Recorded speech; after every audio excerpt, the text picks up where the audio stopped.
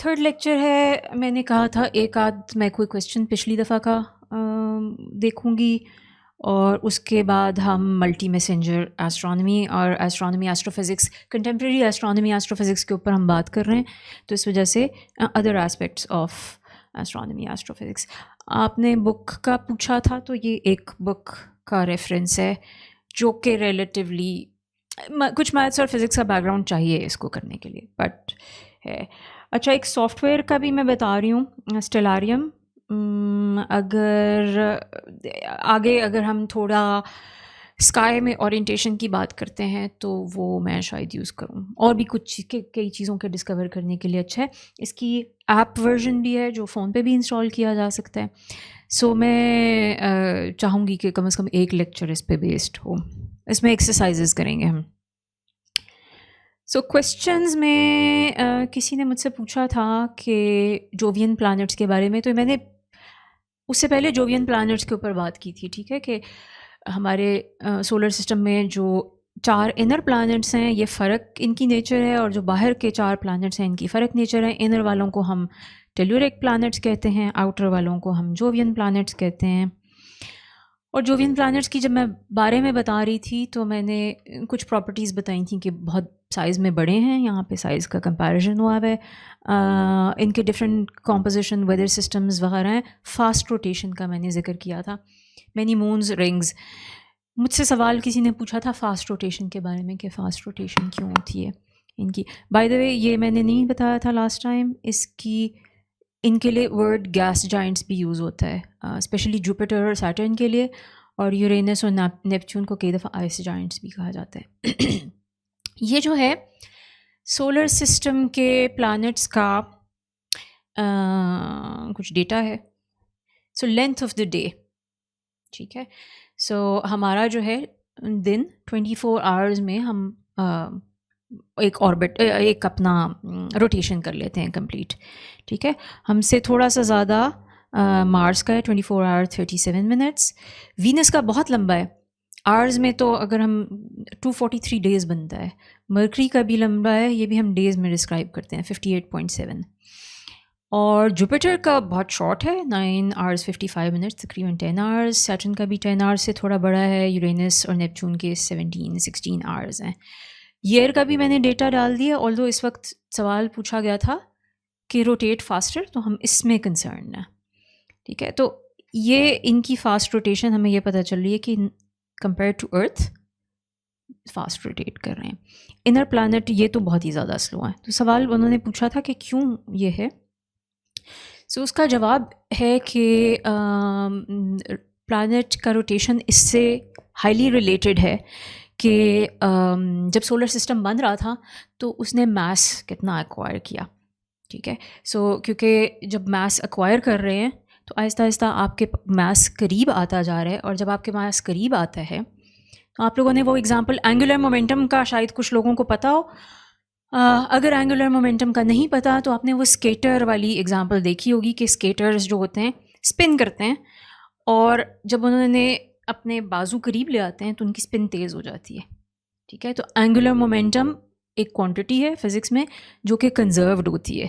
उसको कंजर्व करने का एक तरीका यह है कि अगर करीब आ जाए कोई चीज़, उसी बॉडी का हिस्सा को करीब आ जाए, तो रोटेशन स्पीड उसकी जो है बढ़ जाती है। ये ऊपर मैथ्स लिखा हुआ है, जिनको एंगुलर मोमेंटम की समझ है वो इसको थोड़ा सा देख सकते हैं। जुपिटर के पास सबसे ज़्यादा मास है, ठीक है। इसका मतलब है कि जुपिटर की ने जैसे जैसे मास एक्वायर किया तो उसकी रोटेशन स्पीड एंगुलर मोमेंटम की कंजर्वेशन की वजह से बढ़ती गई। अगर हम ये डेटा प्लैनेट्स का देखें दोबारा से, तो ये लूजली यही फॉलो कर रहे हैं। इन सबसे ज़्यादा मास जुपिटर का है, सैटर्न का ज़्यादा मास है, यूरेनस नेपच्यून का भी रिलेटिवली ज़्यादा है। इनके मासेस छोटे हैं, बट ये कंप्लीट पिक्चर नहीं है, ठीक है। इसके अलावा और भी कुछ फैक्टर्स हैं जो इसमें शामिल होते हैं।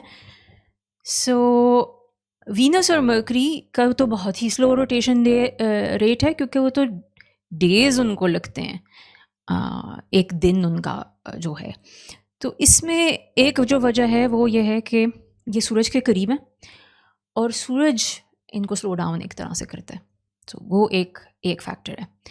ज़मीन के केस में मून का भी इम्पैक्ट है, क्योंकि मून जो है बहुत बड़ा है साइज़ में। मून जो है रफली 1/4 of the size of the earth है, ठीक है। यूजुअली जो आपके मून्स होते हैं और प्लैनेट्स के, वो बहुत छोटे होते हैं, 1/100th ऑफ अ साइज़ या उससे भी 1,000th ऑफ द साइज़ या मास। तो जब 1/4 होगा तो उस पर का असर करेगा। तो एक ये वजह है कि अर्थ पे ये भी इम्पैक्ट होता है। और दूसरी चीज़, कोलिजन्स की जो हिस्ट्री है कि इन ऑब्जेक्ट्स की कोलिजन किसी के साथ हुई कि नहीं हुई, ये भी मैटर करती हैं। इसकी वजह से भी स्लो डाउन हो जाते हैं। अच्छा, इसमें एक सवाल ये उठ सकता है, कोई पूछ सकता है कि अच्छा, अगर मैटर करता है, ये चीज़, इससे फ़र्क पड़ता है कि कितना मैटर उन्होंने एक्वायर किया, तो फिर तो सूरज के पास सबसे ज़्यादा मैटर है, तो सूरज का सबसे फास्ट रोटेशन और रेट होना चाहिए। लेकिन मेरी पिछली स्लाइड बता रही है कि सूरज का 25.6 अर्थ डेज़ के बराबर है। तो सूरज तो स्लो है, तो सूरज ये चीज़ ओबे नहीं कर रहा। सूरज इसलिए नहीं ओबे कर रहा कि सूरज जो है वो लाइट इमिट करता है, यानी फोटॉन्स इमिट करता है, और चार्ज पार्टिकल्स इमिट करता है, जिसको सोलर विंड भी कहते हैं। इन दोनों प्रोसेसेस के through rotation rate slow down होता है, एंगुलर मोमेंटम लूज़ करता है सूरज, तो as a result rotation rate slow हो जाता है। अच्छा, एक और कमेंट भी आ सकता है, इसी तरह का सवाल हो सकता है कि नेपच्यून छोटा है यूरेनस के मुकाबले में, तो नेपच्यून का क्यों डे ज़्यादा क्विकली गुजरता है। तो एक तो यह है कि इस पे थोड़ा सा डाउट भी है, क्योंकि ये जो जोवियन प्लैनेट्स हैं, इनके डे मेजर करने में अनसर्टेनिटी ज़्यादा होती है, क्योंकि गैस के बने हुए हैं, तो हमें मेजर करना इतना आसान नहीं होता। और दूसरा पॉइंट ये है कि यूरेनस के बारे में तकरीबन ये यकीन ही है कि इसका कोई मैसिव कोलिजन हुआ था इन द पास्ट, और वो अर्थ के साइज़ का शायद कोई ऑब्जेक्ट था। और इसका एक प्रूफ जो है वो ये है कि ये सारे इनके ना, ये जो एरो लगा हुआ है, ये आपको बता रहा है ये किस एक्सिस के अराउंड रोटेट करते हैं। और इसमें आप सबका देख सकते हैं कि सबके तकरीबन खड़े हुए एक्सिस हैं, सिवाय यूरेनस के। तो ये इसकी कोलिजन की तरफ इशारा करता है कि किसी वक्त कोलिजन हुआ था इसका। अच्छा, इसको रहने देती हूँ मैं। चलें, पिछली दफ़ा हम बात कर रहे थे मल्टी वेवलेंथ एस्ट्रोनॉमी की। सो कंटेम्प्रेरी एस्ट्रोनॉमी, एस्ट्रोफिज़िक्स, पुरानी जो वक्तों में सिर्फ हम विजिबल लाइट के थ्रू करते थे, जो हमारी आँख की सेंसिटिविटी वाला रीजन है, लेकिन अब हम पूरा इलेक्ट्रोमैग्नेटिक स्पेक्ट्रम यूज़ करते हैं, जिसमें radio waves, microwaves, infrared, ultraviolet, X rays और गामा रेज़ शामिल हैं। ये एनर्जी बढ़ने की डायरेक्शन में हम जा रहे हैं, और इसको हम कहते हैं लाइट से एस्ट्रोनॉमी करना, या इलेक्ट्रोमैग्नेटिक स्पेक्ट्रम से एस्ट्रोनॉमी करना, या फोटॉन्स के थ्रू एस्ट्रोनॉमी करना। इसको हम कहते हैं कि फ़ोटॉन को हमने एज ए मैसेंजर यूज़ किया। इसका मतलब क्या है कि अगर ये कोई आपकी गैलेक्सी है फॉर इंस्टेंस, और उससे जो लाइट आ रही है वो हम तक पहुंच रही है, तो फोटॉन इन्फॉर्मेशन हमें प्रोवाइड कर रहा है उस गैलेक्सी के बारे में, तो हम उसको कहेंगे ये मैसेंजर के तौर पे काम कर रहा है।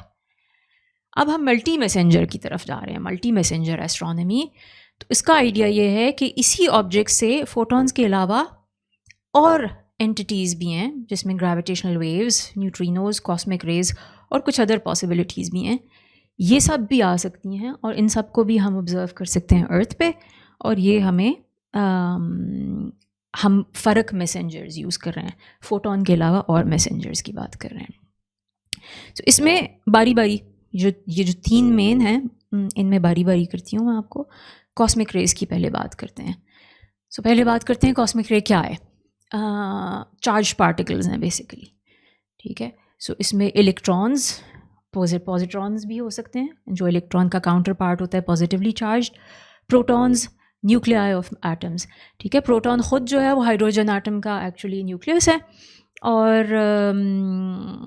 और हीलियम का न्यूक्लियस जो है वो 2 प्रोटॉन्स और 2 न्यूट्रॉन्स होता है, एंड सो ऑन। और पीरियोडिक टेबल के भी आपके न्यूक्लियाई हो सकते हैं। इनकी कॉम्पोजिशन अगर हम देखें कि इनमें से कितने % क्या क्या हैं, इनमें से सिर्फ 1% इलेक्ट्रॉन्स और पॉजिट्रॉन्स होते हैं, जो हम ऑब्ज़र्व करते हैं, 99% जो हैं ये प्रोटॉन्स और न्यूक्लियाई हैं, और इन 99 में से भी 90 यानी 90% प्रोटॉन्स हैं। इसका मतलब है प्रोटॉन्स डोमिनेट करते हैं, ओवरवेलमिंगली हम इनमें प्रोटॉन्स ऑब्ज़र्व करते हैं। अच्छा, जिस तरह वो स्पेक्ट्रम था एक पूरा रेडियो वेव्स से लेकर हाई एनर्जी गामा रेज तक जा रहा था, इनका भी स्पेक्ट्रम है, ठीक है। ये यहाँ पे वही यूनिट्स हैं, इलेक्ट्रॉन वोल्ट है। अगर आपको याद हो, इलेक्ट्रोमैग्नेटिक स्पेक्ट्रम में विजिबल लाइट की एनर्जी तकरीबन 1 इलेक्ट्रॉन वोल्ट के आसपास होती थी, और उस साइड पे गामा रेज थी हाई एनर्जी पे, और लो एनर्जी पे रेडियो वेव्स थी। तो यहाँ पे इसका स्पेक्ट्रम ये 10⁻21 इलेक्ट्रॉन वोल्ट तक चला जाता है। यानी विजिबल लाइट में हमने कहा 1 इलेक्ट्रॉन वोल्ट, उसके पीछे 21 ज़ीरोज़ लगा दें, उतने गुना ज़्यादा एनर्जी इनकी होती है, हो सकती है, ठीक है। बट ये हर एनर्जी रेंज में पाए जाते हैं। सो यहाँ पे आपको क्या नज़र आ रहा है, ये आपको बता रहा है नंबर ऑफ़ पार्टिकल्स पर मीटर स्क्वायर पर स्टीरेडियन। स्टीरेडियन आपका एंगल होता है। सो 1 मीटर स्क्वायर में 1 सेकंड में और एक ख़ास एनर्जी रेंज के अंदर लिमिटेड कितने पार्टिकल्स आपके पास आ रहे हैं, ये हमें बताता है। तो ये हमें क्या बता रहा है, यहाँ पे ये नंबर बहुत हाई है, ठीक है, 1000 आ रहे हैं आपके पास पर मीटर स्क्वायर, ठीक है। तो अगर हम यहाँ पे 1 मीटर स्क्वायर बनाएं तो पर सेकंड हम कह सकते हैं 1000 आ रहे हैं इसमें। बट जो हम आगे जाते हैं तो ये रेट कम होता चला जाता है, और यहाँ पे फॉर इंस्टेंस हम पहुँच जाते हैं, तो अब हम मीटर स्क्वायर की बात नहीं कर रहे, हम किलोमीटर स्क्वायर की बात कर रहे हैं, जो हमारे सेक्टर से कंपेरेबल साइज़ हो जाएगा। उसमें 1 साल के अंदर 1 पार्टिकल आ रहा है। तो ये बहुत लो, हाई एनर्जी पे बहुत लो इनका फ्लक्स इसको कहते हैं, रेट आने का हो जाता है। बट इसमें जो 1 पार्टिकल भी आएगा उसकी एनर्जी बहुत ज़्यादा होगी, ठीक है। अच्छा, ये जब यहाँ आते हैं अर्थ तक तो क्या करते हैं, तो इनमें जो लो एनर्जीज़ वाले हैं वो अपनी एनर्जी डिपॉजिट कर देते हैं एटमॉस्फेयर में, ऊपर मॉलिक्यूल्स वगैरह के साथ इंटरेक्ट करके आयनाइज करते हैं, एक्साइट करते हैं, केमिकल प्रोसेसेस भी हो सकते हैं कुछ आपके। जो हाई एनर्जीज़ के हैं वो कैस्केड ऑफ पार्टिकल्स, जो कि लास्ट टाइम भी मैंने बताया था क्या होता है, एक पार्टिकल आया, उसने मज़ीद पार्टिकल्स प्रोड्यूस किए, उन पार्टिकल्स ने और प्रोड्यूस किए पार्टिकल, और ये आपके मल्टीप्लाई होते गए, एक कैस्केड ऑफ पार्टिकल्स जिसको हम शावर कहते हैं, वो प्रोड्यूस हो जाता है। और बहुत किस्म के पार्टिकल्स इसमें प्रोड्यूस हो सकते हैं, पायॉन्स, म्यूऑन्स, न्यूट्रिनोज, ये पार्टिकल फिज़िक्स के वर्ड्स हैं, मैं भी इसमें नहीं जा रही। इनको हम सेकेंडरी कॉस्मिक रेज भी कहते हैं, ये जो पार्टिकल्स प्रोड्यूस होते हैं। और ये जो पार्टिकल्स हैं ये कुछ डायरेक्टली ज़मीन पे डिटेक्ट हो जाते हैं, और कुछ हम उनको, जो वो लाइट एमिट करते हैं, क्योंकि पार्टिकल्स ये लाइट एमिट करते हुए गुजरते हैं, उनके थ्रू हम डिटेक्ट कर सकते हैं। अच्छा, यहाँ पे अब मुझे नहीं पता कलर्स कितने नज़र आ रहे हैं, बट ये एक येलो सा जोन है शुरू में। तो ये जो लो एनर्जी वाले हैं ये सोलर ओरिजिन से आते हैं, सूरज से ज़्यादातर आ रहे होते हैं। जो ये मिडल वाला जोन है ये हमारी गैलेक्सी के अंदर मुख्तलिफ सोर्सेस से आ रहे होते हैं, और जो ये बाहर वाला जोन है ये हमारी गैलेक्सी से बाहर और गैलेक्सीज से और यूनिवर्स में मुख्तलिफ जगहों से आ रहे होते हैं। सोर्सेज में अगर हम वैसे बात करें कि किस टाइप के ऑब्जेक्ट्स इनको प्रोड्यूस करते हैं, तो सन की तो हमने बात कर ली ऑलरेडी। स्टार्स भी प्रोड्यूस कर सकते हैं क्योंकि सूरज भी तो स्टार ही है। सुपरनोवा एक्सप्लोजन्स, उनके remnants, neutron stars, पल्सार्स, active galactic nuclei. I know कि ये सारा कुछ मैंने नहीं डिफ़ाइन किया हुआ, बट आहिस्ता आहिस्ता करके कुछ थोड़े बहुत इनमें से करेंगे।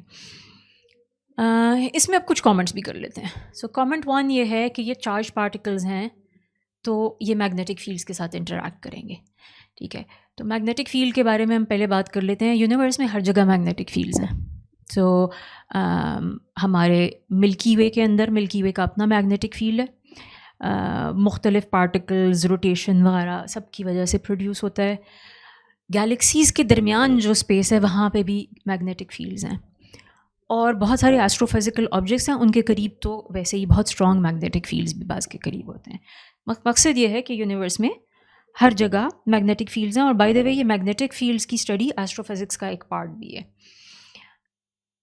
अच्छा,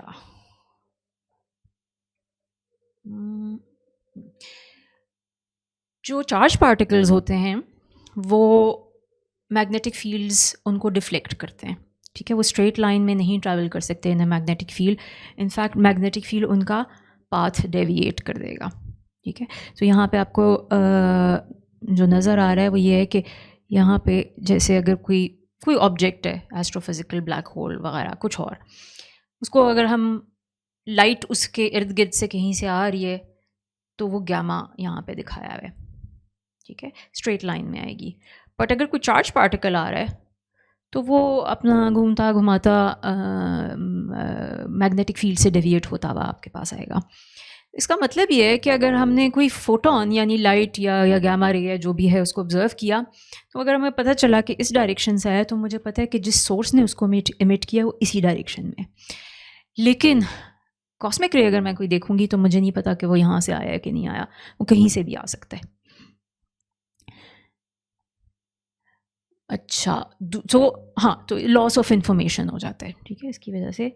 और अच्छा हाँ, सो ये नेगेटिव बात है क्योंकि हमें इंफॉर्मेशन कम मिलेगी उससे, लेकिन ये पॉजिटिव बात भी है क्योंकि इससे हमें इंफॉर्मेशन मिल सकती है कि मैग्नेटिक फील्ड्स कहाँ कहाँ हैं और किस तरह के, तो हम मैग्नेटिक फील्ड्स को स्टडी कर सकते हैं इसके।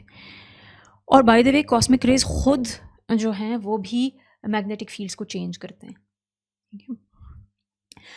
कमेंट 2, ये अक्सर प्रोड्यूस होते हैं एक्सट्रीम वायलेंट एनवायरनमेंट्स में।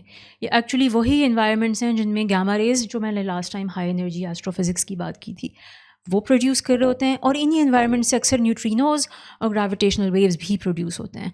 तो ये कॉम्प्लीमेंट्री इन्फॉर्मेशन आपको देंगे। ये एनवायरनमेंट्स वो टाइप के एनवायरनमेंट्स हैं जो लैब में नहीं कभी भी रिप्रोड्यूस हो सकते, इतने एक्सट्रीम है। सो इनको एक्सप्लोर करने का ये एक तरीका है। और इसको बाय द वे चूँकि लैब में नहीं प्रोड्यूस हो सकता, तो हमारी जो physics beyond the standard model है पार्टिकल फिज़िक्स का, अगर किसी को पता हो तो वो एक्सप्लोर करने का भी एक तरीका है, क्योंकि हम लैब में वो वाली कंडीशंस नहीं प्रोड्यूस कर सकते जो बियॉन्ड द स्टैंडर्ड मॉडल की फ़िज़िक्स की वाली है। अच्छा, कमेंट 3 क्विक सा है कि ये एक्चुअली यूनिवर्स में जो बहुत सारे प्रोसेसेस हो रहे हैं उनमें इनका कंट्रीब्यूशन है। सो हमें ये पता है कि स्टार्स जब फॉर्म हो रहे होते हैं, गैस जब इकट्ठी हो रही होती है, उनका टेम्परेचर हीटिंग हो रही होती है, कॉस्मिक रेज उसमें रोल प्ले करते हैं। गैलेक्सीज़ की एवोल्यूशन सिमुलेशंस के थ्रू चेक किया गया है कि अगर कॉस्मिक रेज ना हो तो एवोल्यूशन फ़र्क होती है, और अगर कॉस्मिक रेज हों तो एवोल्यूशन फ़र्क होती है। सो इनकी स्टडी जो है हमें इन फिनोमेना, इम्पॉर्टेंट फिनोमेना के बारे में भी इंफॉर्मेशन देती है। सो हमारी हिस्ट्री जो है वो क्या है कॉस्मिक रे ऑब्जर्वेशन की, वो ये है कि 1896 में हमें रेडियो एक्टिविटी का पता चल चुका था। सो 19th सेंचुरी के एंड में, 20th सेंचुरी के शुरू में चूँकि हमें रेडियो एक्टिविटी का पता चल चुका था, तो लोग मुख्तलिफ़ जगहों में मुख्तलिफ़ कंडीशंस में रेडियो एक्टिविटी नेचुरल मेजर करने की कोशिश कर रहे थे। तो एक तजर्बा जो उस ज़माने में हुआ वो ये है कि ऑल्टीट्यूड पे जाके क्या रेडियो एक्टिविटी बढ़ती है या कम होती है। तो इन्होंने ईफिल टावर के ऊपर जाके देखा और इनकी ऑब्जर्वेशन थी कि ऊपर बढ़ जाती है रेडियो एक्टिविटी। 1912 में, और रेडियो एक्टिविटी यही है ना, चार्ज पार्टिकल्स प्रोड्यूस हो रहे होते हैं। अच्छा, 1912 में विक्टर हेस ने बलून में जाके, ये विक्टर हेस की पिक्चर है, 5000 मीटर अबव सी लेवल से ऊपर गए और उन्होंने मेजर किया कि 2 टाइम्स ज़्यादा रेडियो एक्टिविटी होती है। और उसके बाद और मुख्तलिफ साइंटिस्ट ने इसकी मेजरमेंट की, और 1938 में ओजे ने ये डिस्कवर किया, वो जो मैंने आपको बताया था ना, एटमॉस्फेयर में शावर्स और कैस्केड ऑफ पार्टिकल्स हो रहे हैं, ये मेजरमेंट्स के थ्रू उस वक्त उन्होंने डिटर्मिन किया कि इस टाइप की कोई चीज़ हो रही है। शावर्स का चूँकि हमें पता चल गया था, तो 1940s में एयर शावर एक्सपेरिमेंट्स शुरू हो गए थे, लोग उनको ऑब्जर्व करने की कोशिश करने लग गए थे। 1940s में ही ये पार्टिकल्स एक्सेलरेट कैसे होते हैं इसकी थ्योरी एनरिको फर्मी ने दी थी। ये भी एस्ट्रोफिजिक्स में काफ़ी इंपॉर्टेंट प्रोसेस है, फर्मी एक्सेलरेशन कहलाता है। 1950s में से लेकर अब तक सैटेलाइट में भी ऑब्जर्वेशंस इनकी शुरू हो गई थी। और ये जो अगले 3 पॉइंट्स हैं, ये ultra high energy cosmic raise की बात कर रहे हैं, जो उस ग्राफ जो स्पेक्ट्रम दिखाया था उसके बिल्कुल एंड वाला रीजन है। इसके ऊपर थोड़ा सा बाद में मैं बात करती हूँ, बट इसकी कुछ डेट्स हैं जो यहाँ मैंने लिख दी हैं।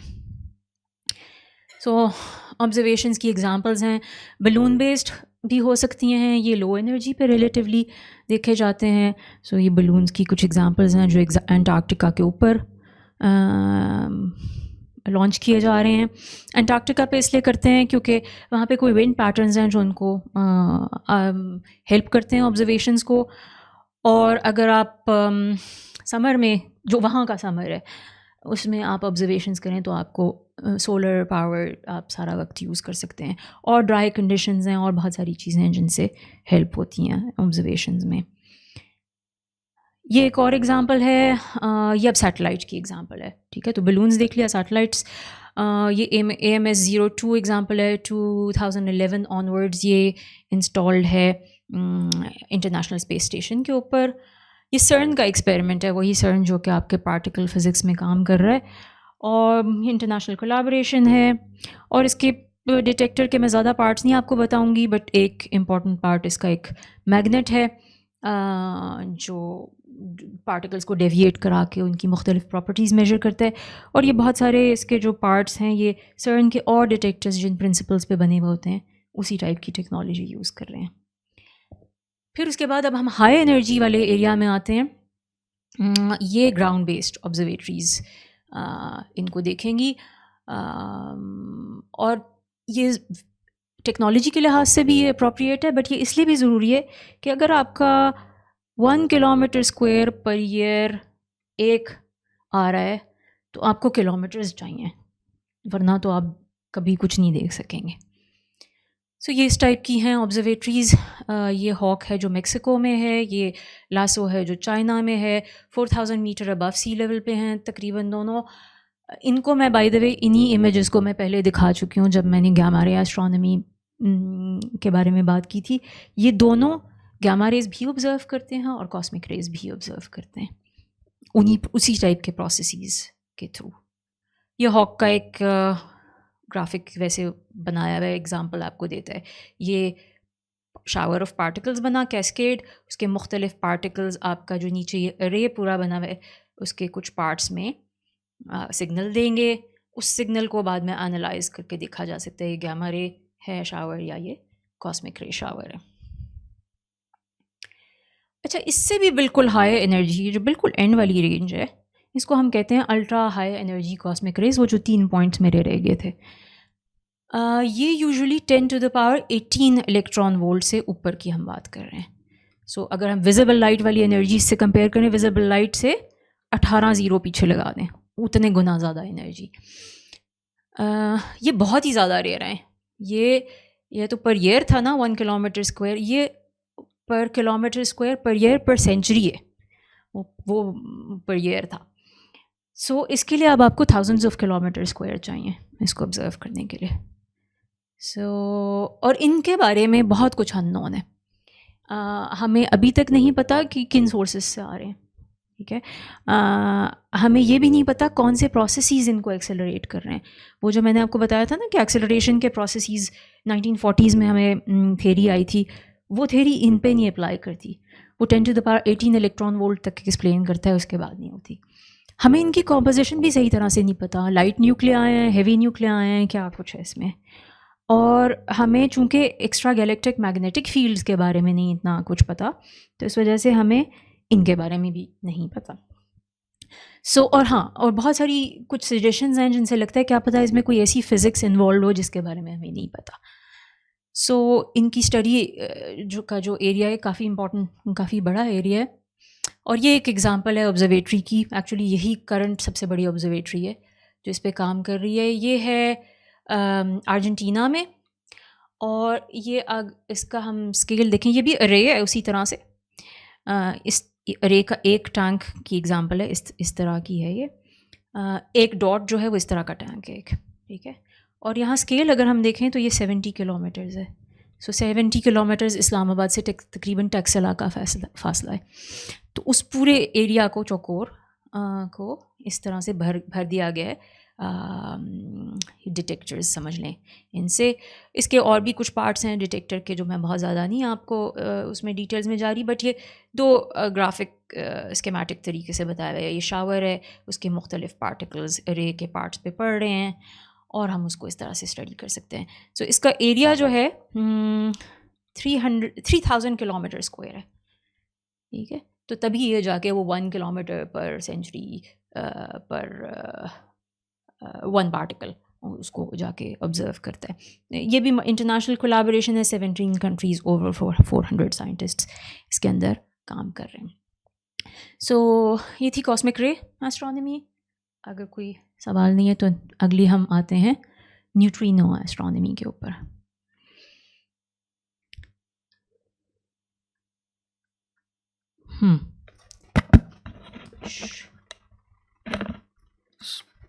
मैम मेरा सवाल है, जी। सर्न एक्सपेरिमेंट के बारे में थोड़ा सा आप मुझे एक्सप्लेन करेंगे कि इसका मकसद क्या है। इसके ऊपर मिसकंसेप्शन भी है दैट इट इज़ क्या कहते हैं designed to beat death. I mean I have heard that. मेरा ख्याल है किसी साइंटिस्ट से नहीं आपने सुना होगा। ओके। अगर कोई ऑब्सक्योर साइंस हो जो मुझे जिसका नहीं पता तो पता है, लेकिन नहीं, ये तो एक ख़ास एनर्जी रेंज की पार्टिकल फिज़िक्स को एक्सप्लोर करने के लिए था। सो एक्चुअली मेरा ये आगे नहीं जा रहा, अब हो गए। सो अगर मैं ये ग्राफ में जाऊँ ना, ये तो वैसे कॉस्मिक रेज का स्केल है, लेकिन वैसे एनर्जी की चूँकि हम बात कर रहे हैं तो ये आपकी तकरीबन इस एनर्जी रेंज में काम करता है। ये इससे नीचे या इसमें बिल्कुल नीचे भी नहीं, बस इस एनर्जी रेंज तक। और इसको हम टारगेट इसलिए कर रहे थे क्योंकि एक तो ये है कि स्टैंडर्ड मॉडल की हिग्स बोसॉन आपने शायद सुना हो, उसका हमें ऑब्जर्वेशनल प्रूफ नहीं मिला था इस सर्न के। अब जो LHC एक्सपेरिमेंट है तब तक नहीं मिला था, तो वो मिला है हमें। लास्ट जो standard model of particle physics है उसका लास्ट रिमेनिंग जो एक पज़ल था, वो ये पज़ल नहीं, हमारा ख्याल था कि मिल जाएगा, बट उसको चेक तो करना था। और दूसरा ये है कि हमें नहीं पता था एट दैट टाइम कि इस पूरी जोन में कोई और फिज़िक्स तो नहीं है जिसका हमें नहीं पता, ठीक है। क्योंकि आप जब जाके एक्सपेरिमेंटली उस जोन को देखते नहीं हैं तो आपको एक्चुअली नहीं पता चलता कि उसमें क्या हो रहा है। तो उससे पहले आपने मॉडल्स बनाए होते हैं, आपके मॉडल्स गलत भी हो सकते हैं। ओके मैम, ठीक है। So about magnetic fields, are they produced? I mean, of course they're produced by something, but हमने जनरलाइज नहीं कर दिया कि यूनिवर्स में वो हर जगह पे हैं। बहुत सारी चीज़ें प्रोड्यूस करती हैं, लेकिन बिल्कुल फिज़िक्स के लेवल पे अगर आप देखें तो moving charges electric field electromagnetic fields produce करते हैं। तो जहाँ पे भी मूविंग चार्जेस होंगे, ख्वाह वो अर्थ के कोर में हो, ख्वाह वो यूनिवर्स में कॉस्मिक रेज घूम रहे हैं उनकी वजह से हो, ख्वाह वो कोई और चीज़ हो, वहाँ पे मैग्नेटिक फील्ड्स होंगे। तो हमने कोई ऐसे जोन्स डिटेक्ट किए हैं जहाँ पे there is no magnetic field at all? मेरा नहीं ख्याल, लेकिन ये जो मैग्नेटिक फील्ड्स वाली मैपिंग है ना यूनिवर्स वाली, ये भी ये बहुत नहीं हमारा नॉलेज इसमें इतना अच्छा। Thank you. और ये बाय द वे ये प्लाज्मा फिजिक्स वाले लोग भी स्टडी करते हैं।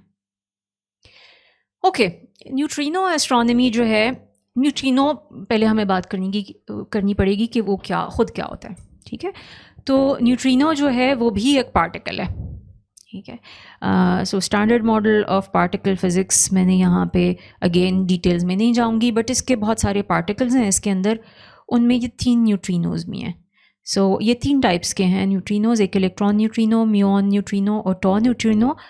और इनके एक तरह से हम कह सकते हैं फ़र्क ये होता है कि इनके इंटरैक्शंस फ़र्क होते हैं दूसरे पार्टिकल से। तो इलेक्ट्रॉन न्यूट्रिनो के कुछ टाइप के इंटरैक्शंस होंगे, टॉ न्यूट्रिनो के कुछ टाइप के होंगे, वगैरह वगैरह। अच्छा, ये न्यूट्रल हैं। सो वो कॉस्मिक रेज क्या थे? चार्ज्ड पार्टिकल्स थे। ये इनमें चार्ज नहीं होगा, ठीक है। अच्छा, उनकी मास जो है या इलेक्ट्रॉन का जैसा मास है, या प्रोटॉन वाला मास है, या प्रोटॉन्स के कॉम्बिनेशंस, न्यूट्रॉन्स वगैरह सबका कॉम्बिनेशन मास आएगा। तो रिलेटिवली हाई मास क्यों मैं कह रही हूँ? क्योंकि न्यूट्रिनो उनके मुकाबले में बहुत ही कम मास रखता है, ठीक है। वैसे तो इलेक्ट्रॉन बहुत कम मास रखता है, लेकिन न्यूट्रिनो कम से कम मिलियन टाइम्स मास उसका इलेक्ट्रॉन से भी कम है। तो प्रोटॉन से उसका तकरीबन बिलियन टाइम्स मास कम होगा। और by the way as a side note, standard model actually इनको मासलेस पार्टिकल्स के थ्रू के तौर पे ट्रीट करता है, बट अब हमें पता है कि इनका मास है, और वो मैं एक्चुअली एस्ट्रोफिज़िक्स के थ्रू ही हमें पता चला।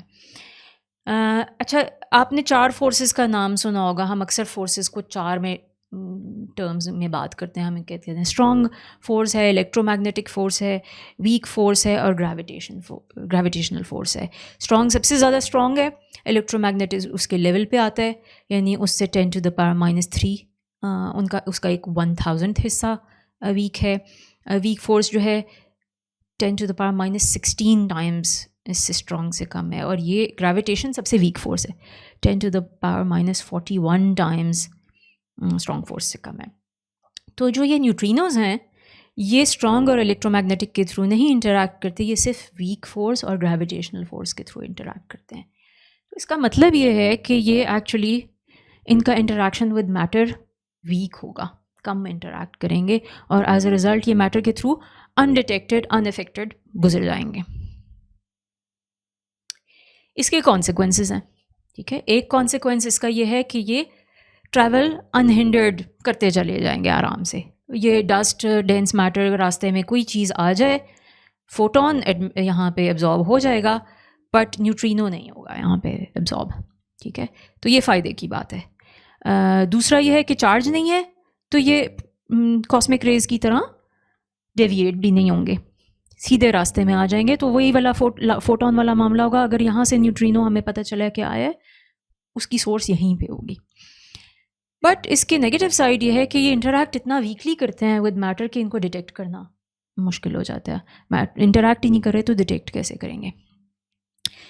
सो इनकी पहले थोड़ी सी हिस्ट्री बता देती हूँ। यहाँ पे भी पहले इनको हाइपोथेसाइज किया गया था एज अ पार्टिकल 1930 में, बाद में कंफर्म हो गया था एक्सपेरिमेंटल।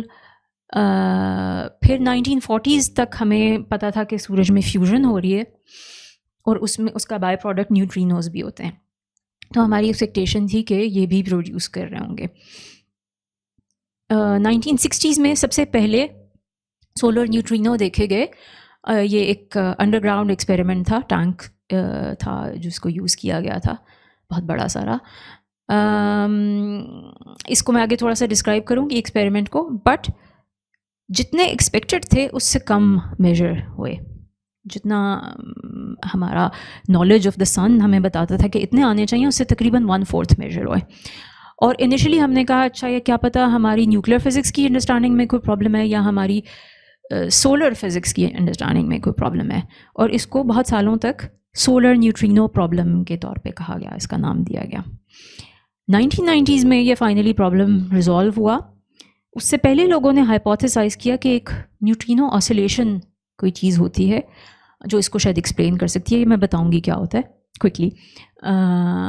बट ये खैर ये एक फाइनली न्यूट्रिनो ऑसिलेशंस कंफर्म हुई 1990s के एक्सपेरिमेंट्स के थ्रू। और ऑसिलेशन बेसिकली क्या होती है, ये मैंने आपको बताया था ना, 3 किस्म के होते हैं, इलेक्ट्रॉन, म्यूऑन और टॉ न्यूट्रिनो। ये जो ऑसिलेशन वाली बात है ये प्रिडिक्ट करती थी कि ये स्पॉन्टेनियसली बदल जाएंगे। सो अगर कोई इलेक्ट्रॉन न्यूट्रिनो एमिट हुए, कुछ डिस्टेंस ट्रैवल करने के बाद वो स्पॉन्टेनियसली टॉ न्यूट्रिनो में बदल सकता है या म्यू न्यूट्रिनो में बदल सकता है। और अगर म्यू वाला प्रोड्यूस हुआ है तो वो इलेक्ट्रॉन और टॉ में बदल सकता है। ये अजीब सी बात लगती है, बट ये क्वांटम मैकेनिकल इसकी एक्सप्लेनेशन है। सो अगेन क्वांटम मैकेनिक्स के बगैर बताना इसको थोड़ा मुश्किल हो जाता है, बट ये प्रेडिक्शन दे दी गई थी और इसको 1990s में ये प्रूव हो गई ये वाली चीज़। और इससे रिलेटेड एक बात ये है कि न्यूट्रिनो ऑसिलेशंस हो नहीं सकती अगर न्यूट्रिनो का मास ना हो। अगेन ये क्वांटम मैकेनिक्स के लेवल पे हम उसको देख सकते हैं। तो इसका मतलब ये है कि न्यूट्रिनो का मास था, क्योंकि हमने ऑसिलेशंस ऑब्जर्व की जो कि इस सोलर न्यूट्रिनो प्रॉब्लम को सॉल्व करती थी। तो इसका हमें प्रूफ मिला कि न्यूट्रिनो का मास है। मेजर अभी तक नहीं किया गया, हमें पता है कि इससे ज़्यादा नहीं है, इसलिए हमें पता है कि वो million times less than the mass of the electron है। सो ये एक एग्जांपल है पार्टिकल फिज़िक्स का प्रॉब्लम या पार्टिकल फिज़िक्स की चीज़ें सॉल्व होने का विद थ्रू एस्ट्रोनॉमी एस्ट्रोफिज़िक्स। अच्छा, अब सवाल ये पैदा होता है इतना कम इंटरेक्ट करते हैं तो इनको ऑब्ज़र्व कैसे किया जाएगा? सो उसमें large volume of matter usually use किया जाता है। अक्सर टैंक ऑफ वाटर या कुछ और मटेरियल होगा, या आपके लेक्स, सीज़ और नेचुरल आइस जो है उसको यूज़ किया जाता है। ये लो एनर्जी न्यूट्रिनो के एग्जांपल है ऑब्जर्वेशन की। ये वही है जो फर्स्ट एक्सपेरिमेंट 1960s में हुआ था।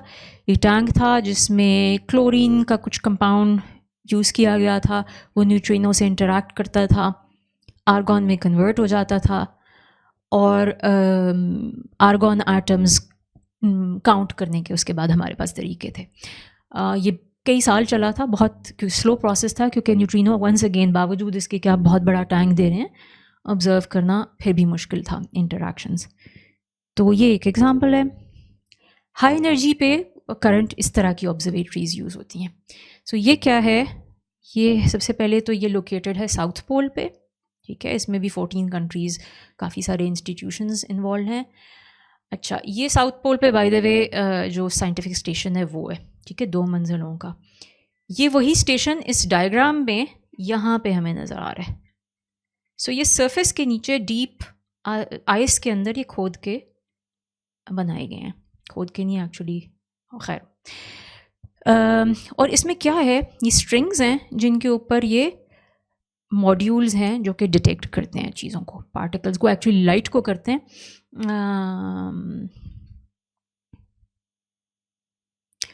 हाँ, ये भी बता दूँ, ये ये तकरीबन ये 1 किलोमीटर क्यूब बनता है इसका वॉल्यूम। आइस में क्यों बनाया गया? क्योंकि आइस ट्रांसपेरेंट है। अगर लाइट यहाँ पे हमने देखनी है किसी तरीके से तो आइस अच्छा है। अच्छा, लाइट कहाँ से आ गई? तो लाइट इस तरह आती है कि न्यूट्रिनो इंटरैक्ट अगर करेगा यहाँ पे, इलेक्ट्रॉन्स, म्यूऑन्स और टॉन्स प्रोड्यूस करेगा, तो और पार्टिकल्स, ठीक है, और कैस्केड ऑफ पार्टिकल्स भी बन सकते हैं जिस तरह हमने एटमॉस्फेयर में बन रहे थे। और ये पार्टिकल्स एक लाइट इमिट करते हैं जिसको हम कहते हैं चेरेंकोव लाइट, ब्लू वायलेट रेंज में होती है ये, और इस लाइट को हम कलेक्ट कर सकते हैं यहाँ पे। तो इससे हमारे पास इस तरह के सिग्नल्स आते हैं। तो फॉर इंस्टेंस यहाँ पे हमें पता चल रहा है इस डायरेक्शन में कोई चीज़ गई है, और टाइम हम नोट कर सकते हैं किस टाइम पे गुज़र रही है यहाँ पे ये, और ये जो इंटेंसिटी है ये हमें बताती है कि सिग्नल किस तरह का था, और उससे हम बता सकते हैं कि ओरिजिनल जो न्यूट्रिनो था उसकी नेचर क्या थी, उसकी एनर्जी क्या थी, डायरेक्ट किस डायरेक्शन से आ रहा था। ये उसी टाइप का एक और ऑब्जर्वेटरी है, ये है मेडिटेरेनियन सी में है, एक फ्रांस के पास है, एक इटली के पास है, 2 हैं इस तरह के। और यहाँ पे भी प्रिंसिपल यही स्ट्रिंग्स हैं, उनके ऊपर ये मॉड्यूल्स हैं, और ये उसी तरीके से डिटेक्ट करते हैं आपके। न्यूट्रिनो की सोर्सेज के ऊपर थोड़ी सी बात कर लेते हैं। सूरज की तो बात ऑलरेडी हो गई थी। सुपरनोवाज भी करते हैं एमिट, एक कम से कम देखा गया है। एक्टिव गैलेक्टिक न्यूक्लियाई भी एमिट करते हैं, और इसके अलावा और हाइपोथेसाइज्ड हैं pulsars, star forming regions, gamma ray bursts वगैरह वगैरह। सोलर न्यूट्रिनोज पे थोड़ी सी बात कर लेते हैं क्योंकि थोड़ा सा आइडिया होना चाहिए हमें। सन में फ्यूजन मैंने कहा था हो रही है, उसमें न्यूट्रिनोज प्रोड्यूस हो रहे हैं।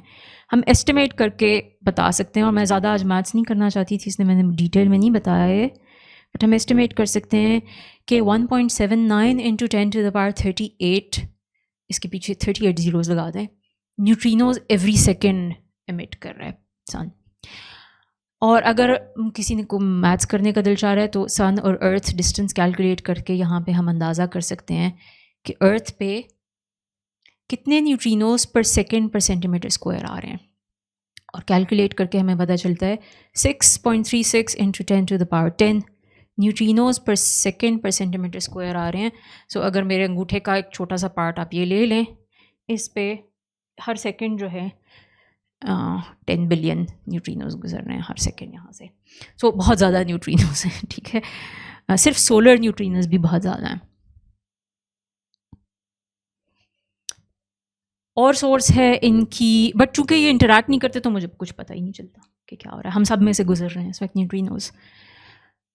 और सोर्स मैंने आपको बताया था कोर कोलैप्स सुपरनोवा है। तो कोर कोलैप्स सुपरनोवा मैंने कहा था मैं आहिस्ता आहिस्ता थोड़ी थोड़ी इन ऑब्जेक्ट्स के बारे में भी बात करना शुरू करूँगी। तो कोर कोलैप्स सुपरनोवा क्या होता है?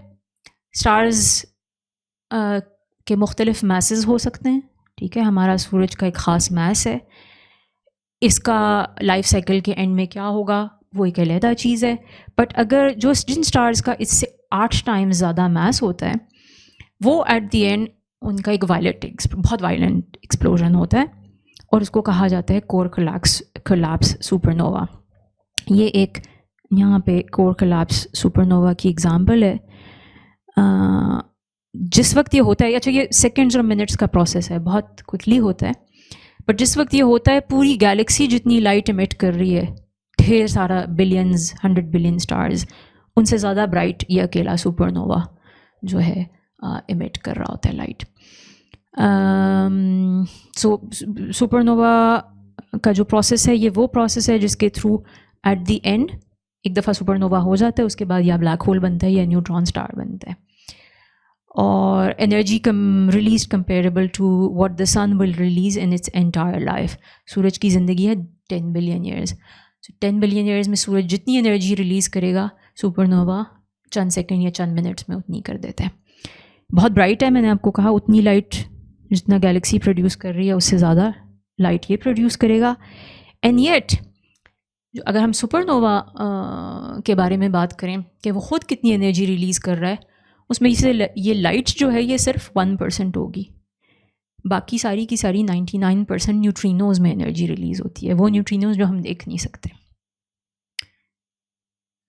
हमने एक सुपरनोवा एक्सप्लोजन देखा है 1987 में, जिससे हमने आते हुए न्यूट्रिनोज भी देखें, ठीक है। सो ये हमारे करीब एक गैलेक्सी है लार्ज मैजेलिनिक क्लाउड, उसमें हुआ था।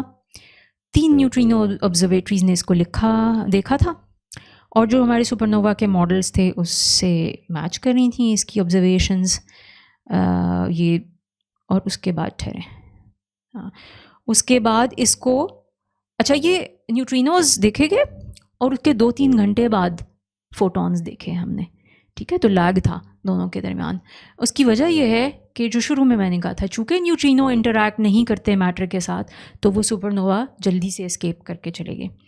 फोटॉन्स इतनी आसानी से एस्केप नहीं कर सकते, उनको टाइम लगता है, सुपरनोवा चेंज होता है, फिर वो निकलते हैं। बट वंस फोटॉन्स देखे गए तो सारे radio waves, infrared, visible light, ultraviolet, X ray, gamma ray सब में देखा गया है। और इसको अभी भी इस सुपरनोवा के जो रेमिनेंट्स हैं जेम्स वेब टेलीस्कोप अभी भी मॉनिटर कर रहा है। न्यूट्रिनोज की सोर्सेज का एक और स्पेक्ट्रम की तरह से थोड़ा सा देख लेते हैं हम। इसमें एक तो कॉस्मोलॉजिकल न्यूट्रिनो एक्सपेक्ट किए जाते हैं कि बिग बैंग के कुछ टाइम बाद न्यूट्रिनोज अब हम ऑब्जर्व कर सकते होंगे।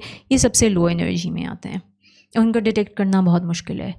ये जो येलो वाला पार्ट है ये सोलर न्यूट्रिनोज वाला आ जाता है। अच्छा ये जो रेड यहाँ पे लाइट हैं ये सुपरनोवा न्यूट्रिनोज। सो यहाँ पे हम एनर्जीज देख सकते हैं, ये 10⁶ इलेक्ट्रॉन वोल्ट वाली अब रेंज आ जाती है आपकी।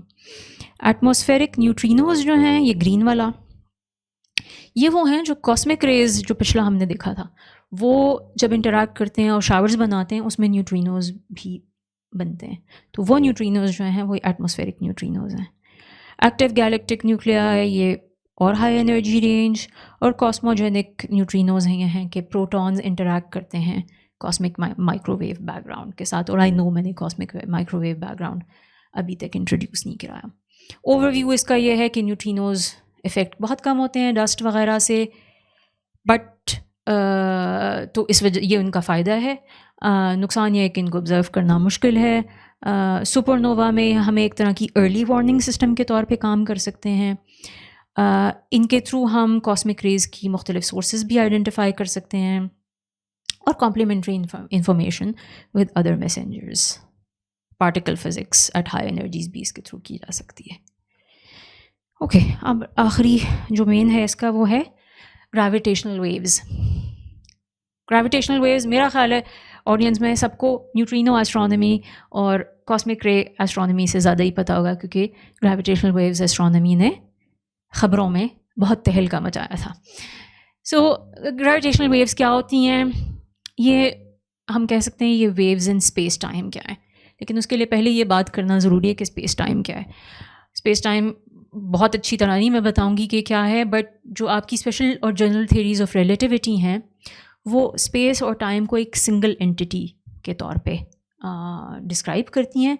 उस एंटिटी को हम कहते हैं स्पेस टाइम, ठीक है। स्पेस और टाइम को इंडिपेंडेंटली नहीं ट्रीट करती, बट ये एक मैथमेटिकल और ज्योमेट्रिकल मॉडल है। इसकी मैथ्स के मिनकाफ्स की स्पेस, रीमानियन ज्योमेट्री वगैरह टाइप की चीज़ें इसमें इस्तेमाल होती हैं।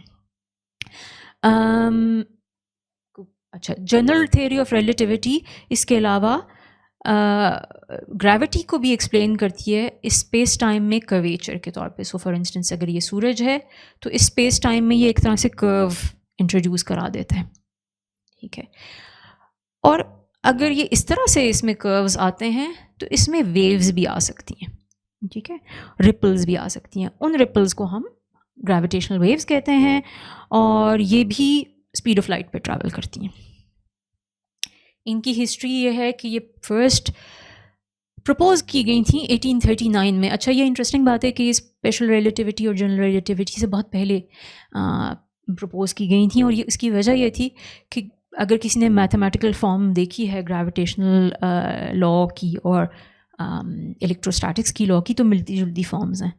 तो चूँकि हमें इलेक्ट्रोमैग्नेटिक वेव्स का उससे पहले पता चल चुका था जो कि फोटॉन्स होते हैं, तो उन्होंने कहा कि अच्छा कोई ग्रेविटेशनल वेव्स भी होनी चाहिए, ठीक है। ये बात उससे ज़्यादा आगे नहीं बढ़ी, बट फिर जब आइंस्टाइन ने अपनी theory of relativity, general relativity दी, उसके बाद उसने ये भी शो किया था कि ये ग्रेविटेशनल वेव्स जनरल रिलेटिविटी का एक कॉन्सिक्वेंस है। 1974 में सबसे पहले इनडायरेक्ट प्रूफ मिला हमें ग्रेविटेशनल वेव्स की एग्जिस्टेंस का। तो इसमें हुआ ये था कि पल्सार्स, आप समझ लें, दो किस्म के स्टार्स होते हैं। मैं पल्सार आगे बताऊंगी कि क्या होता है। दो पल्सार्स बाइनरी एक दूसरे के इर्द गिर्द ऑर्बिट कर रहे थे और उनको ऑब्जर्व करना शुरू कर दिया लोगों ने। ये रेडियो वेव्स के थ्रू एस्ट्रोनॉमी हो रही थी, ठीक है। और उन्होंने देखा कि ये जिस तरीके से इवॉल्व कर रहा है सिस्टम, ये मैच कर रहा है उन प्रेडिक्शंस को जिसमें हम ग्रेविटेशनल वेव्स को डाल रहे हैं अपने मॉडल में। तो ये हमें एक इनडायरेक्ट तरीके से पता चला कि अगर हमारी प्रेडिक्शंस ग्रेविटेशनल वेव्स वाली उसके साथ मैच कर रही हैं तो ग्रेविटेशनल वेव्स एग्जिस्ट करती हैं। इस तरह की बहुत सारी ऑब्जर्वेशंस उसके बाद हुई और 1960s 1980s में ग्रेविटेशनल वेव डिटेक्टर्स की डेवलपमेंट पे काम शुरू हो गया था। 2000 में लाइगो और वर्गो, जिन्होंने डिटेक्ट किया एक्चुअली पहला आपका ग्रेविटेशनल वेव इवेंट, इन्होंने ऑपरेट करना शुरू कर दिया था। 2014-2015 में लाइगो को ओवरहॉल किया गया था, एक एडवांस्ड वर्जन उसकी आई थी। और उसके चंद माह बाद पहली ग्रेविटेशनल वेव ऑब्जर्वेशन जिसने जो अखबारों में आई थी, merger of two black holes, ठीक है। और उसके बाद 2017 में ये लाइगो वर्गो ने ही first merger of neutron stars, so ये मर्जर ऑफ ब्लैक होल्स था, ये मर्जर ऑफ न्यूट्रॉन स्टार्स था। और इसमें ऑब्जर्वेशंस बाद में gamma, X ray, ultraviolet, visible light में भी हुई। ये अगेन ज़्यादा डिटेल में नहीं जा रही, बट ये वो पेपर है जो इस ग्रेविटेशनल वेव इवेंट का है। सो ये लाइगो वर्गो का सिग्नल है, ये गामा रे का सिग्नल है, और फिर उसके बाद बहुत सारी और observatory. So gamma ray gravitational waves, gamma ray इन्होंने सबसे पहले देखा, और फिर बाद में X ray, ultraviolet, optical, infrared, radio waves. और ये सेकंड्स का स्केल है, ये टाइम का, ये डेज़ का स्केल है। ये सिर्फ उस पेपर का मैं आपको एफिलिएशंस बता रही हूँ। ये इसमें एक एक जो है, एक कोलैबोरेशन, दूसरी कोलैबोरेशन, तीसरी, इतने टेलीस्कोप्स या इतनी कोलैबोरेशंस ने पार्टिसिपेट किया। ऑथर्स की लिस्ट तो पेजेस पे भरी हुई है ना फिर वो। सो ये सिर्फ बता रही हूँ कि कितना कोलैबोरेटिव काम है। कैसे इनको ऑब्जर्व किया जाता है? सो एक लेज़र बीम, सो एक तरीका इनको मेजर करने का है इंटरफेरोमीटर्स। सो एक लेज़र यूज़ होती है, उसको स्प्लिट किया जाता है दो डायरेक्शंस में, जिनको आर्म्स कहते हैं हम, और फिर यहाँ पे मिरर से रिफ्लेक्ट होके वापस दोनों यहाँ आ जाती हैं। यहाँ पे इनको बेसिकली हम ऑब्जर्व करते हैं। अगर ग्रेविटेशनल वेव को यहाँ से गुजरे तो वो इन दोनों आर्म्स को कुछ चेंज आएगा आपके, और एज अ रिज़ल्ट इधर जो पैटर्न बनेगा उसमें भी चेंज आएगा, वो इंटरफेरेंस पैटर्न होता है। उस पैटर्न को ऑब्ज़र्व करके, स्टडी करके आप बता सकते हैं कि क्या देखा आपने। ये एग्जांपल्स हैं ऑब्जर्वेटरीज़ की जो करंटली ऑपरेट कर रही हैं। सो लाइगो जो कि यूएस में है, इसके 2 एक्चुअली साइट्स हैं, और वर्गो जो कि यूरोप में है, और कागरा जो कि जापान में है। और ये कागरा जो है ये अंडरग्राउंड है। अच्छा, एक और तरीका इनको ऑब्ज़र्व करने का ये है कि यही इंटरफेरोमीट्री जो आप ज़मीन में कर रहे हैं, इसी टाइप की इंटरफेरोमीट्री आप स्पेस में करें। सो ये LISA future gravitational waves detector है, ये स्पेस में होगा और ये लॉन्च होगा 2035 में। इसका पाथफाइंडर मिशन ऑलरेडी लॉन्च हो चुका है, और इसकी ऑब्जर्वेशन रेंज फ़र्क होगी, उससे मैं आगे ग्राफ दिखाऊंगी एक।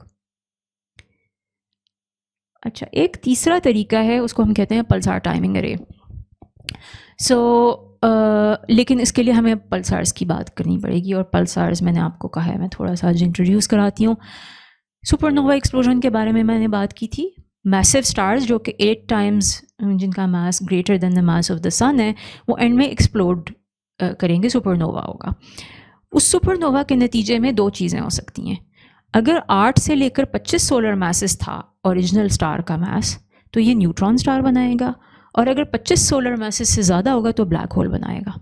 हम इस वक्त न्यूट्रॉन स्टार में इंटरेस्टेड हैं। न्यूट्रॉन स्टार एक ऐसा स्टार है या ऐसी ऑब्जेक्ट है जो मोस्टली न्यूट्रॉन से बना हुआ होता है। इसमें कुछ प्रोटॉन्स कुछ इलेक्ट्रॉन्स भी होते हैं, बट बहुत डेंसली पैक्ड मटेरियल होता है। तकरीबन 10 किलोमीटर रेडियस होता है, कोई इस्लामाबाद के समझ लें साइज़ का, बट एक्सट्रीम, और इस्लामाबाद भी वो सेंटर वाला पार्ट आपका, ठीक है, बट बहुत डेंस होता है। आप समझ लें कि पूरे सूरज का मास जमा करके आप ये 10 किलोमीटर के रेडियस में उसको कंप्रेस करके ले आते हैं। इनके बहुत स्ट्रॉन्ग मैग्नेटिक फील्ड्स होते हैं। अच्छा, कुछ न्यूट्रॉन स्टार्स जो हैं, अब ये न्यूट्रॉन स्टार है यहाँ पे, और ये इसका मैग्नेटिक फील्ड है, और ये जो इसके मैग्नेटिक पोल्स हैं, यहाँ से फोटॉन्स और बीम ऑफ पार्टिकल्स भी एमिट करते हैं। अच्छा, अब आप सोचें कि अगर आप यहाँ पे हैं, इस बीम के सामने ज़मीन यहाँ पे है, तो आपको ये नज़र आएगी बीम, बट अगर आप यहाँ हैं तो आपको नहीं नज़र आएगी, ठीक है। अब ये रोटेट कर रहा है, ठीक है, ये इसका रोटेशन एक्सिस फ़र्क है इसके इस एक्सिस से। सो अगर ये रोटेट कर रहा है और आप यहाँ पे अर्थ पे हैं, तो कभी आपको ये नज़र आएगा, कभी नहीं नज़र आएगा, ठीक है। तो इसलिए ये पल्सेट करता हुआ हमें नज़र आता है। इसका वर्ड पल्स, नाम जो है पल्सार, यहाँ से आया है। और शुरू में ये एक्चुअली जब पता चला था तो समझा गया था क्या पता एलियन हो, क्योंकि बहुत इसका रेगुलर सिग्नल होता है, और इसका सिग्नल, इसका रोटेशन रेट बहुत फास्ट है। वो जो सूरज वगैरह बहुत पीछे रह गए, millisecond 1,000th of a second में भी बाज मूव कर जाते हैं, या 100th ऑफ अ सेकेंड में, ठीक है। और ये बहुत प्रिसाइज है, इसकी क्लॉक बहुत ज़्यादा प्रिसाइज होती है। तो इनको पल्सार्स को यूज़ किया जा सकता है ग्रेविटेशनल वेव्स डिटेक्ट करने के लिए। किस तरह से? आप कई सारे पल्सार्स जो हैं उनको ऑब्ज़र्व करें रेडियो टेलीस्कोप्स के थ्रू, और जब ग्रेविटेशनल वेव, और आप मॉनिटर कर रहे हैं, वो पल्सेट कर रहे हैं, आपको पता चल रहा है, जब ग्रेविटेशनल वेव यहाँ कहीं से गुजरेगी तो आपका जो पल्स का टाइमिंग है वो डिस्टर्ब हो जाएगा, ठीक है, और वो डिस्टर्बेंस फैलेगी, यानी पहले एक पल्सार इफेक्ट होगा, फिर दूसरा, फिर तीसरा।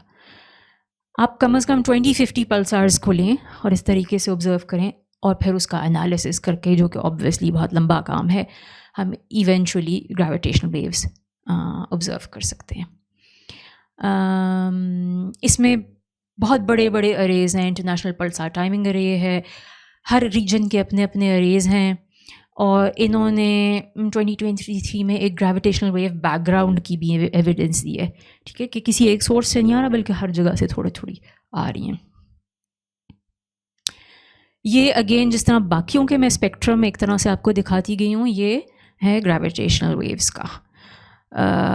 सो यहाँ पे एनर्जी नहीं मैंने दिखाई इस दफ़ा, ये फ्रीक्वेंसी दिखाई है, ठीक है, क्योंकि ग्रेविटेशनल वेव्स यूजुअली फ्रीक्वेंसी में बात होती है, बट एनर्जी इसी रुख पे इसी डायरेक्शन में बढ़ रही है। सो लो एनर्जी में आपका ये जो पल्सार टाइमिंग अरे कहलाते हैं, बाय द वे, ये जो पल्सार्स वाला, ये लो एनर्जी में ये डिटेक्ट करते हैं। मिडल वाली रेंज में आपके स्पेस बेस्ड इंटरफेरोमीटर्स काम करते हैं, और हाई पे ये ज़मीन पे जो इंटरफेरोमीटर्स हैं जिस तरह से लाइगो और वर्गो हैं वो करते हैं। सो हमने अभी ये ज़्यादा देखा है, ठीक है। और इसमें हमने मर्जर्स, पल्सर सुपरनोवास खुद भी bye the way gravitational waves produce कर सकते हैं, बट हमने इनके मर्जर्स देखे हैं। सुपर मैसिव ब्लैक होल्स, बड़े बड़े ब्लैक होल्स जो कि गैलेक्सीज़ के सेंटर्स में होते हैं, उनके मर्जर्स दूसरी रेंज में आते हैं। सो मकसद यह है कि ये सारी टाइप की ऑब्जर्वेशन जो हैं आपको फ़र्क इन्फॉर्मेशन देंगी। इनका भी एक तरह से ओवरव्यू ले लेते हैं कि क्या क्या फ़ायदे और नुकसान हैं इनके। तो न्यूट्रिनोस की तरह ये भी हर चीज़ में से तकरीबन गुजर जाते हैं। सो इस तरह से हम जो चीज़ें फ़ोटॉन्स नहीं इमिट करती उनको हम ऑब्ज़र्व कर सकते हैं। अर्ली यूनिवर्स से भी हम एक्सपेक्ट करते हैं कि ग्रेविटेशनल वेव्स आएंगी। फ़ोटॉन्स नहीं हम देख सकते क्योंकि फ़ोटॉन्स ट्रांसपेरेंसी नहीं थी अर्ली यूनिवर्स की उस वक्त। वायलेंट इवेंट्स ये भी आते हैं, और जनरल रिलेटिविटी की टेस्ट्स भी कर सकते हैं। जो मुश्किल है इसमें वो हार्ड टू डिटेक्ट हैं। सोर्स आइडेंटिफिकेशन इसकी बहुत मुश्किल होती है, ठीक है। इसकी हमें बता नहीं सकते ये यहाँ से आए। एक पूरा एक रीजन होता है जिसमें हम कहते हैं शायद यहाँ से कहीं आए, और ये मॉडल्स पे काफ़ी ज़्यादा डिपेंड करते हैं। अदर में, अच्छा इसको मैं लंबा नहीं करती क्योंकि ऑलरेडी काफ़ी लंबा हुआ है, बट डार्क मैटर का लोगों ने नाम सुना है थोड़ा बहुत। तो 90 नहीं, कितना बनता है, 27% of the universe dark matter है। विजिबल मैटर सिर्फ 5% है, ठीक है। और बाकी 68% मास एनर्जी में अगर हम देखें वो डार्क एनर्जी है। तो ये जो 27% है ना डार्क मैटर, इसके बारे में बहुत सारी थेरीज़ हैं कि ये भी हो सकता है, ये भी हो सकता है, ये भी हो सकता है। उसमें से कुछ लोग जो हैं ऑब्ज़र्व करने की कोशिश कर रहे हैं कि जो ये हो सकता है इसको हम डायरेक्टली ऑब्ज़र्व कैसे कर सकते हैं, ठीक है। तो उसमें मैं बहुत ज़्यादा नहीं अब जा रही कि क्या है। मैंने कहा था कंटेम्प्रेरी एस्ट्रोनॉमी एस्ट्रोफिज़िक्स पे बात करूँगी, इसलिए मैं 2-3 कुछ स्लाइड्स, थोड़ा सा एक सेक्शन और भी है मेरा, कर लो ना, क्योंकि आई नो देर हो रही है, लंबा हो रहा है थोड़ा। सो कंपटीशन पे भी बात करनी चाहिए, क्योंकि एस्ट्रोनॉमी एस्ट्रोफिज़िक्स में हमने बात की ऑब्जर्वेशंस की और हमने बात की थेरी की, ठीक है। लेकिन कंपटीशन अब एक बहुत बड़ा एलिमेंट आ गया इसके अंदर। कंपटीशन के 2 हिस्से हैं, ठीक है, एक डेटा एनालिसिस और एक सिमुलेशंस। सो अब हमारे 20th सेंचुरी में और अब 21st सेंचुरी में बहुत इवॉल्व किया इस एरिया में। उससे पहले तो मैनुअली ही हम कर रहे होते थे जो भी चीज़ें थी। सो लार्ज स्केल पे आ गई हैं चीज़ें, पर्सनल कंप्यूटर्स भी आ गए हैं और मशीन लर्निंग टाइप की टेक्निक्स भी आ गई हैं। क्यों ज़रूरी है ये? आप जो भी ऑब्जर्वेशन करेंगे, जो भी थेरी करेंगे, उसको वेरीफाई आप डेटा के थ्रू करेंगे, ठीक है। तो डेटा चाहिए हमें, ऑब्जर्वेशनल डेटा जो है वो डेटा है आपका, ठीक है। इनफैक्ट आपकी जो थेरी के जितने मॉडल्स हैं वो रिफ़ाइन किए जाते हैं अक्सर डेटा के थ्रू। सो डेटा का जो एनालिसिस है उसके आप अगेन उसके भी कई लेवल्स हैं। सो एक तो बिल्कुल आपके डिटेक्टर के अंदर क्या हो रहा है, शावर आया कि नहीं आया, किस टाइप का शावर था, उस लेवल पे आप डेटा को रिफ़ाइन कर रहे होते हैं, प्रिपेयर कर रहे होते हैं। और एक दफ़ा वो प्रिपेयर हो जाता है कि आपको पता चल जाता है अच्छा कितने न्यूट्रिनोज आए, कितने टाइम से आए, फिर आप उसके साथ फिज़िक्स करना शुरू करते हैं, फिर फिज़िक्स के मॉडल का। तो ये सारा कुछ डेटा एनालिसिस और कंपटीशन के थ्रू होता है। दूसरा पार्ट मैंने आपको कहा था सिमुलेशंस और डेटा एनालिसिस, ठीक है। डेटा एनालिसिस थोड़ा सा बता दिया, और सिमुलेशंस क्या हैं? सिमुलेशंस ये हैं कि कंप्यूटर बेस्ड आप मॉडल्स बना रहे हैं और सिमुलेट करके देख रहे हैं किसी सिस्टम को। सिमुलेशन की भी बहुत सारी टाइप्स हैं, ठीक है। सो हम ऑब्जर्वेटरी को भी सिमुलेट करके देख सकते हैं, ये हॉक की एक सिमुलेशन है। और आपकी सारी ऑब्जर्वेटरीज़ में बहुत ज़्यादा सिमुलेशंस होती हैं, क्योंकि वो आपको ऑब्जर्वेटरी की डिज़ाइन से लेकर उसकी डेटा एनालिसिस और उसकी लिमिटेशन सब चीज़ों के बारे में बताती हैं। ये एटमॉस्फेरिक शावर, वो जो कैस्केड्स ऑफ पार्टिकल्स हैं, उनकी सिमुलेशंस भी करके देखी जाती हैं। ये है गैलेक्सी के मर्जेस, सो गैलेक्सीज जब मर्ज करती हैं, कोलाइड करती हैं आपस में, उनकी सिमुलेशंस। सुपरनोवा एक्सप्लोजन की सिमुलेशन, डार्क मैटर की प्रेजेंस की सिमुलेशन कि अगर यूनिवर्स में डार्क मैटर है तो किस तरह से डिस्ट्रीब्यूट हुआ होगा, AG and active galactic nuclei की सिमुलेशंस, ठीक है। हिस्ट्री में पहले हम क्या करते थे, ऑब्जर्वेशन थेरी, थेरी ऑब्जर्वेशन, दोनों एक दूसरे को इन्फॉर्म करते थे। सो अक्सर हम इस तरह करते थे, कोई चीज़ ऑब्जर्व की, उसको एक्सप्लेन करने की कोशिश की थेरी से, उससे कुछ और सवाल आए हमारे पास, और फिर हमने नई ऑब्जर्वेशंस की उन सवालात को मद्देनज़र रखते हुए, और फिर हमने कुछ नया ऑब्जर्व किया। सो एक साइकिल चलता था। अब इस तरह के साइकिल्स आपके इन तीनों के दरमियान चल रहे हैं, तीनों मिल के एक दूसरे को इन्फ्लुएंस कर रहे हैं। और एक और ये बिल्कुल फ्लैश कर दूंगी मैं आपको, एस्ट्रोनॉमी एस्ट्रोफिजिक्स में ढेर सारी फील्ड्स हैं जो कंट्रीब्यूट करनी है, सारी फिजिक्स डाल दें, सारा मैथ्स डाल दें, सब इवेंचुअली लिंक्ड हैं, ठीक है। जो मेजर हैं, plasma physics, relativity, nuclear physics, अच्छा इलेक्ट्रोमैग्नेटिज्म मिसिंग है इसमें, वो होना चाहिए, क्वांटम मैकेनिक्स, पार्टिकल फिजिक्स वगैरह वगैरह, एटॉमिक थ्योरी, कंडेंस मैटर, हर तरह की चीज़ें आ रही हैं, मैथ्स और स्टैट्स डेफिनेटली, और एरियाज़ भी आपकी information technology, programming, data science, statistical method यहाँ पे भी मैंने डाल दिया है, इंजीनियरिंग, मैनेजमेंट, मेडिसिन, बायोलॉजी, और भी बहुत कुछ।